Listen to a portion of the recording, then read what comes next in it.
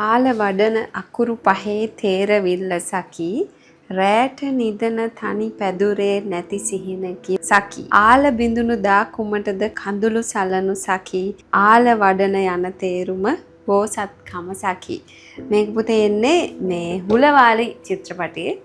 හුලවාලි කියන්නේ ගොඩක් පරණ චිත්‍රපටයක්. මේකේ මේ ලස්සන ලව් ස්ටෝරි එකක් තියෙන. ඇත්තටම වර්තමානයේ එහෙම මිනිස්සු නැති තරම්. මේක මේ සැඩොල් කුලේ ස්ත්‍රියක් සම්බන්ධව යන කතාවක්. එතකොට මේ කතාවේ ওই විදිහට ගම්වල ඉන්නකොට මේ වෙලෙන්දු වෙනවනේ බඩු විකුණන්. එක එක වෙලෙන්දු එනවා. එක එක විදිහේ වෙලෙන්දු එනකොට එක්කෙනෙක් එනවා. එයා මේ උඩරට වංශවත් පවුලක වෙලෙන්දෙක්.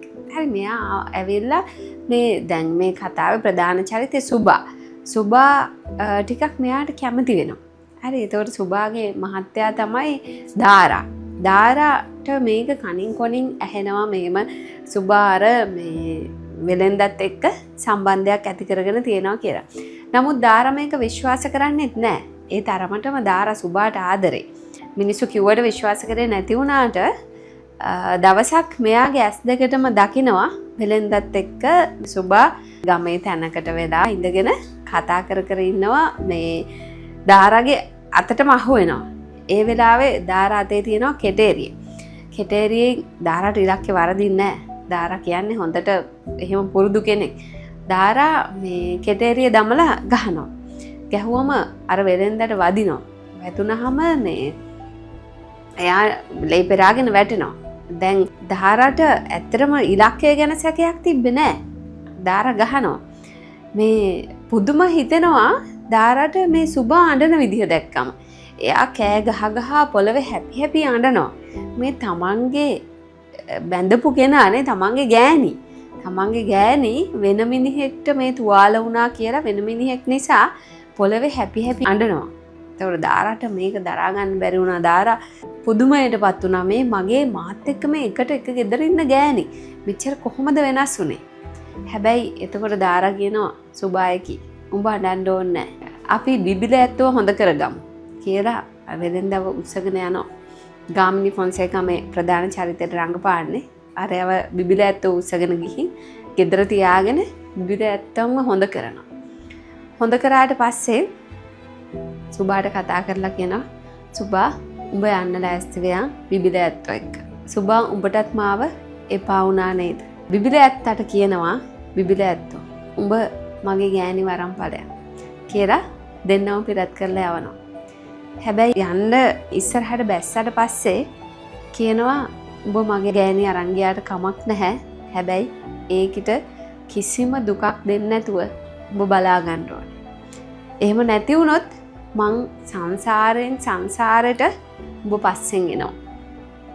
හරි දෙන්න එහෙම කියලා දෙන්නව යවනවා. දෙන්න පිටත් වෙලා යනවා. සැඩොල් කුලේ අය මේ ඇඳුම් ඇඳගෙන ඉන්නේ අර සුදු රෙද්දක් උඩින් ඔහම වහගෙන විතරයි. දැන් බිබිල ඇත්තට මෙයාව ගෙනියන්න බෑ එයාගේ තැනට. ඒකට මෙයා කියනවා මේ මං උඹව අරගෙන යන්නම්. හැබැයි ඔය ඇඳුමෙන් යන්න බෑ. ඒ නිසා අර පෙට්ටගමේ ඇඳුමක් තියෙනවා. ඒ ඇඳුම අරන් ඇඳගනි. එතකොට සුබා මේ ඇඳුම අරගෙන ඇඳ ගන්නවා. අර ඇඳගෙන හිටිය රෙද්ද ගලවලා ඇලට දානවා. මේක ඇල දිගේ සැඩ පහරට අහු වෙලා ගල්වල හැප්පිලා එහෙම පහලට ගලාගෙන යනවා පෙන්නනවා. ගලන් යනකොට දාරා එනවා මූණ හොදන්න. දාරා ආවට පස්සේ මේ ඇල දිගේ පාවෙලා යන රෙද්ද දාරාට මූණ හොදන්න ඔහම නැමෙනකොට අතට අහු වෙනවා.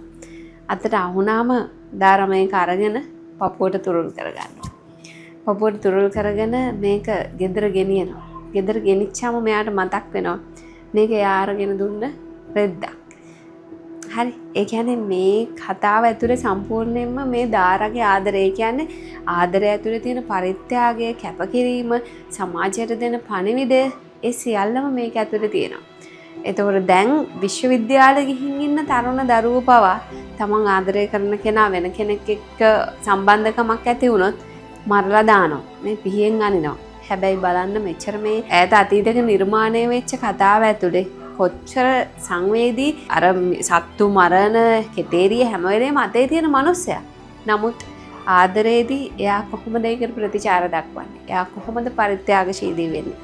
මේ වගේ නිර්මාණ තමයි සමාජයට බිහි වෙන්න ඕනේ. එතකොට තමයි මේ සමාජය ඇතුළෙත් එහෙම ඔලුගෙඩි නිර්මාණය වෙන්නේ. එහෙම නැත්තම් අපිට අනාගතයේ දවසක දකින්න වෙන්නේ පිහියනුම් මරා ගැනීම කපන කොටන දේවල්ම තමයි. ඒ නිසා මේ වගේ ලස්සන නිර්මාණ තමයි අපි මේ නිර්මාණාත්මක sannivedana පාඩමට සාකච්ඡා කරන්නේ.